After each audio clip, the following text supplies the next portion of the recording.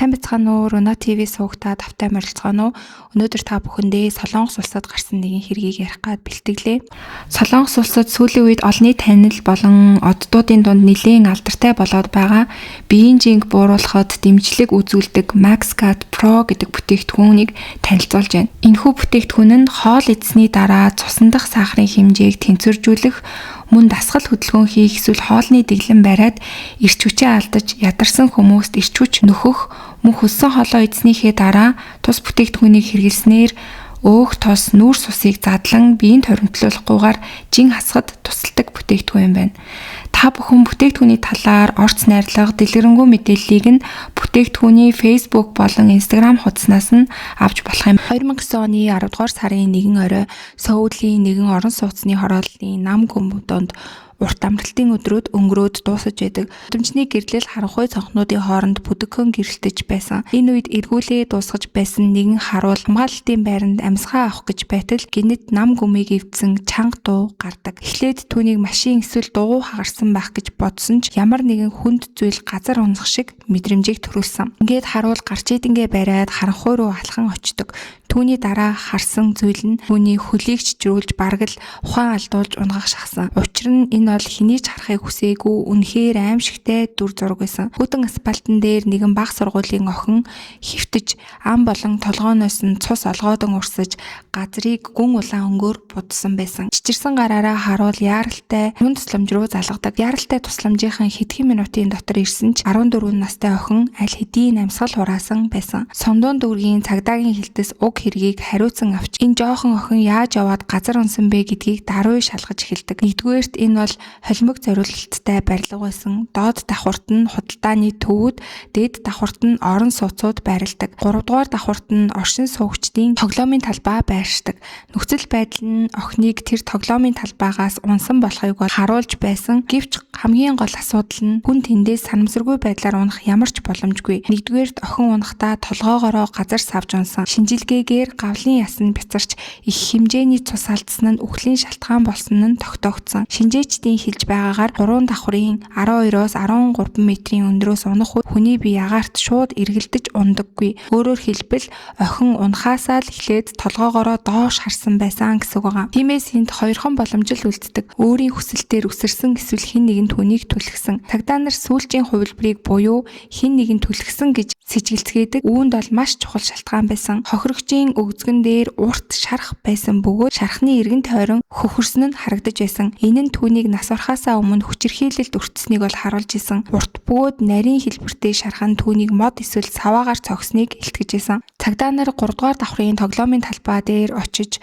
харахад тэдний таамаглаж байсанчлан тэндээс ямар нэгэн сэжигтэй зүйлүүд бол гарч ирдэг. Эвдэрсэн модон шүүр болоод нэг удаагийн бэйли хэргийн газрын ойролцоо хитэж исэн. Энэ нь мөрдөгчдийг осол биш харин хүн амны хэрэг гэдгийг харуулж байна гэдэг бодолтой шууд хүрэгдэг. Гэвч мөрдөн байцаалт маш том саадтай тулгарсан. Юуны төрөнд тэд хохирогчийн хэн болохыг тогтооход нэлээд хүндрэлтэй байсан. Учир нь охин уг байранд амьдардаггүй.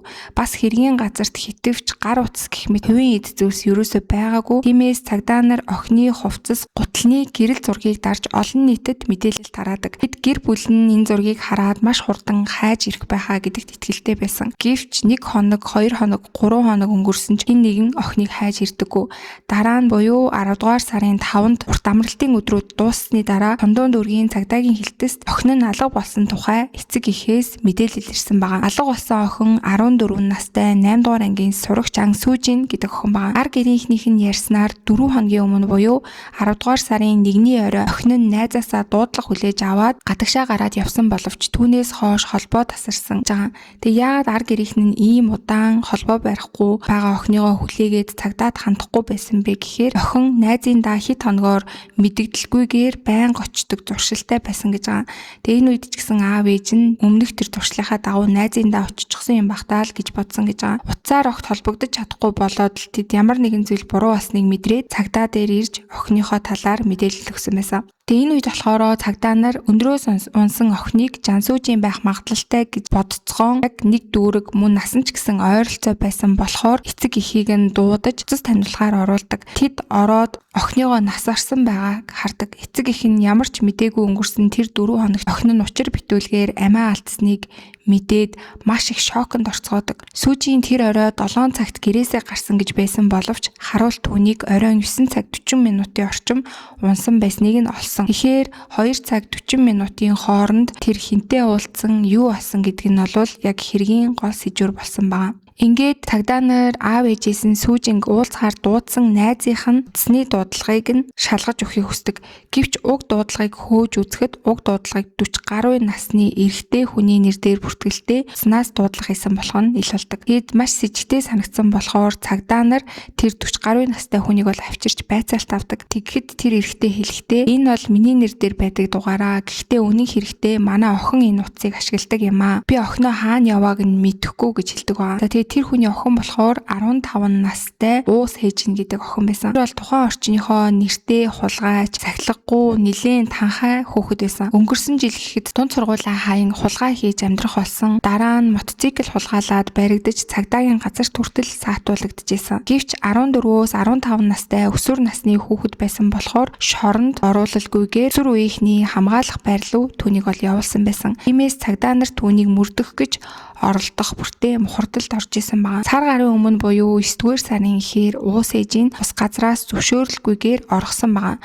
Утас нь унтраастай байсан болохоор дайршлыг нь тогтоох боломжгүй байсан. За ингээд цагдаа нар уус ээжийг гол сэжигтнээр сонгож үүнийг хохирогч сүүжинтэй ямар холбоотой болохыг нь тогтоохоор ажиллаж эхэлцгээдэг. Бидний хамгийн түрүүнд очисон газар бол сүүжиний сургууль байсан. Эндээс олж мэдсэн зүйл нь хэрэг гарсан өдөр буюу 10 дугаар сарын 1-нд сүүжин хичээлийнхээ дараа ангийнхаа багш дээр ирсэн. Тэр хэд хоногийн турш нуусан нууцаа танд ярмаар байна гэд багш дээрээ уйлаад хурж ирсэн. Тэгээд охин хэлэхдээ багшаа би танд нэг юм хэлэх ёстой байна. 7 хоногийн өмнө би таньдаг ахтайгаа хамт мотоцикл унаж байсан. Тэгж явж байгаад нэг бяцхан хүүхдийг мөрөгчсөн. Тэгээд бит хоёр зугтчихсан. Би үнэхээр их айж байна. Энэ явдал 9 сарын 20-ны шөнө болсон гэж багштай хэлсэн баг. Сүүжин интернетээр танилцсан нэг эрэгтэйтэй мотоцикл дээр хамт явж байгаад Сондуун дүүргийн сонгосуу хорооллын гудамжаар хурд хэтрүүлж аваад хоолны газрын гадаа явж байсан 4 настай хүүхдийг мөргсөн байгаа. Тэгээд айсандаа болоод тэр хүүхдэд туслахын оронд тэр хоёр шууд зугтсан байгаа. Тэр шөнөөс хойш сүүжин гэмт хэргийн гимшдлээсээ болоод тогтхон ч унтаж чадахгүй хэд хоног шаналсны эцэст багш дээрээ ирж бүх зүйлийг хэлсэн байсан. Багш нь түүнд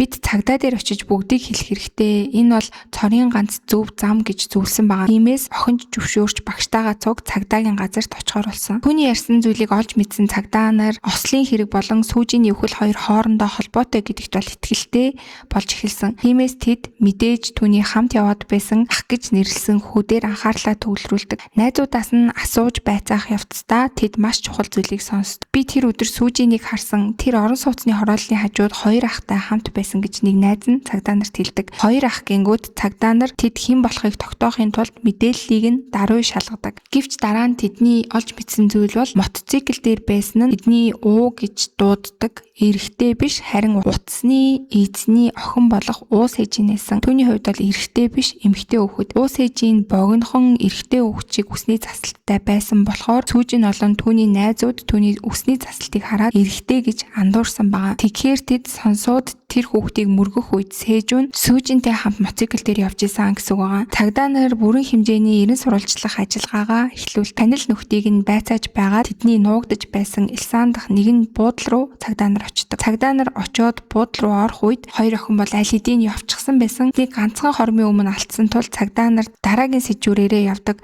Интернет бичлэгээс нь харахад тэд Элсан дахь интернет кафе руу байнга очдог гэдгийг нь мэдцгээсэн. Ингээд цагдаа нар тоглоомын газрын эзэнтэй холбогдсон тусламж хүсдэг. Эцэст нь Элсан дахь интернет кафегаас цагдаа нар руу нөгөө охтыг ирчихлээ гэсэн дуудлагыг өгсөн байгаа. Ингээд цагдаа нар бол даруй хөдлөн кафе руу болгоомжтойгоор орцгоодог. Тэнд бүгд тоглоом тоглоод завгүй сууж байгаа өсвөр насны хүүхдүүдээр дүүрэн бай. Цагдаа нар эхлээд бүх гарцыг битүүлж дараа нь нэг албахаа түүний нэрээр уус ээжин гэж чанга дуудсан байгаа. Тэгэхэд булангийн судал дээр сууж байсан цайвар шар богино үстэй охин цочин толгоогоо өргөдөг. Цагдаа нар энэ охиныг гэдгийг шууд мэдэн очиж түүнийг баривчилсан байгаа. Үүнтэй зэрэгцэн тэд түүний хамсаатныг ч баривчилсан. Бас л эрэгтэй хүүхэд гэж бодож байсан ч тэр бол охин байсан байгаа. Богино үстэй эмэгтэй хүүхэд байсан гэсэн үг. Тэр хамсаат нь болохоор бүр 13 настай хүүхэд байсан. Энийг баривчлах явцдаа албан хаагчид энэ хоёр жоохон охин үнэхээр сүүжинийг алсан гэдэгт бол бүр үнэхээр итгэж чадчихсан. За ингээд цаатуулагдсан хоёр охиныг уус ээжин болоод ми ээжүү гэдэг байгаа. Хоёр охин болохоор хоёулаа гэмт хэрэгээ сайн дураараа хүлээн зөвшөөрдөг. Тэгээд тэд юу болсныг ярьж эхэлдэг. Тэдний анх танилцсан газар нь өсвөр үеийнхний хорих төв байсан. Би мотоцикл хулгаалаад энэ газар ирсэн. Чи яаж орж ирсэн бэ гэхэд нөгөөдг нь дугуй хулгаалаад орж ирсэн гэж хэлсэн байгаа. Тэгээд тэр хоёрын хийсэн хэрэг адилхан байсан учраас үгээрээ холбогдож найзууд болцгоосон гэж байгаа. Үүний дараагаас тэд хамтдаа өсвөр үеийнхний хамгаалах байр руу нүүсэн боловч удалгүй хамт орохсон. Тэр газраас орсны дараа бол тэр хоёрын амьдрал үнэхээр хэцүү байсан. Интернет кафе хэсэж, гоймонгоор хооллож амьдарч байгаа. Очих газаргүй байх үедээ тэд орон сууцны орчинд унтдаг байсан байгаа. Мөнгө нь бүр мөсөн дуусахад тэд амьдрахын тулд хулгай хийж эхэлсэн. Эдгээр хоёр хүүхдэд халамжлах хүн байхгүй буцаж очих гэрч байгаагүй байгаа. Ингээд тэр хоёр бол зүгээр л гудамжаар инүүчилж явж байгаа интернет чатаар хохирогч охинтой танилцсан байгаа.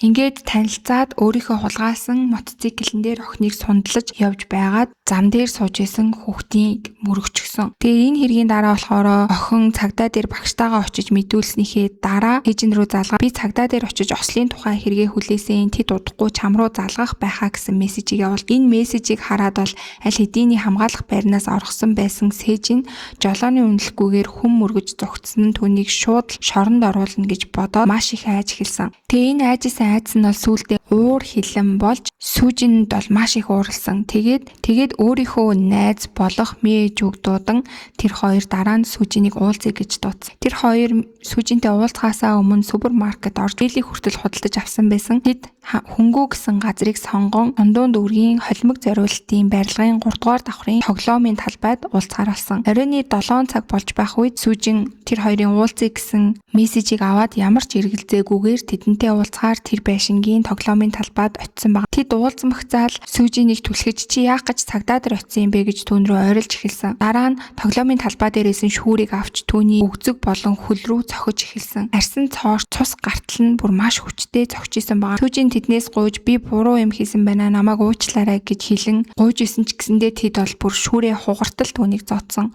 Эцэст нь охиныг тэр хоёр тоглоомын талбайн хашлаг дээр суухыг тушаасан. Дараа нь 1-2-3 гэж тоолоод хамтдаа хохирогч охиныг хашлахаас түлхэж амь насыг нь хөнөөсөн байгаа. Ингээд охин бол түлхүүлснээсээ болоод толгоогоороо газар дунж гавлын ясан бицарсан. Үүнээсээ бол хэмжээний цус алдан газар дээрээ амь насаа алдсан байгаа. Үүний дараа хоёр охин харанхуй руу гараад зогтсон. Ийхүү бүх мэдүүлгүүдээ өгснийхөө дараа тэрээр мөрдөгчдөд хандан тиймээ бид түлхсэн гэхдээ алах гэж биш зүгээр л түүнийг айлгах гэж түлхсэн гэж хариуцлагаас зүгтах гэж оролцсон байгаа. За ингээд хоёр охин бол хэрэгээ хүлээсний дараа мэдээж шүүх хурлал болсон 15 настай түүнийг өсвөр насны гэмт хэрэгтэн гэж бол цагдаа нар үзсэн. Хэдийгээр эрүүгийн хариуцлага хүлээх чадвартай байсан ч гэсэн өсвөр үеийнхний хуулийн дагуу тэр хоёрыг шүүсэн байгаа. Энэ хууль нь шийтгэлээс илүү хүүхдүүдийг хүмүүжүүлэх тал дээр дэмжлэг үзүүлдэг тийм байдаг учраас түүний ял насанд хүрсэн хүнийхээс хамаагүй хөнгөн байсан. Ингээд хүн амны хэрэг болон зугтсан хэргийг нь нийлүүлээд ердөө нэгэнд нь 4 жилийн ял нөгөөтгөнд нь 6 жилийн ялыг оноосон байгаа. За тэгээд энэ хэрэг бол 2009 онд гарсан хэрэг байгаа. За тэгээ одоо бол ингээл хэдийн 17 жил өнгөрчихсөн гэсэн үг. Тэгэхээр тэр хоёр бол хоёулаа 4 болон 6 жилийн ялуудаа эдлээсэнд хүрээд аль хэдийн шоронгоос гараад одоо нийгэмдэр амьдарч байгаа гэсэн үг байгаа. Тэгээ мэдээж бол хоёр охины хувьд бол нэрээ өөрчилсөн. Тэгээ яг одоогийн байдлаар хаана юу хийж амьдарч байгаа нь бол хин ч мэдэхгүй нууцлаг. Тэгээд мэдээж 13 настай 15 настай байхдаа 14 настай өөрийнхөө үеийн охины амь насыг өнөөх зүрх сэтгэлтэй байсан ийм амар хахир хатуу хоёр охин бол мэдээж сайн хүмүүс олж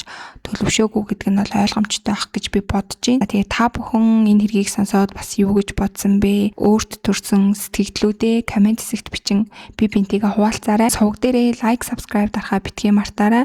Бүгдээрээ удахгүй эргээд дараагийнхаа дугаараар уулзцгаая.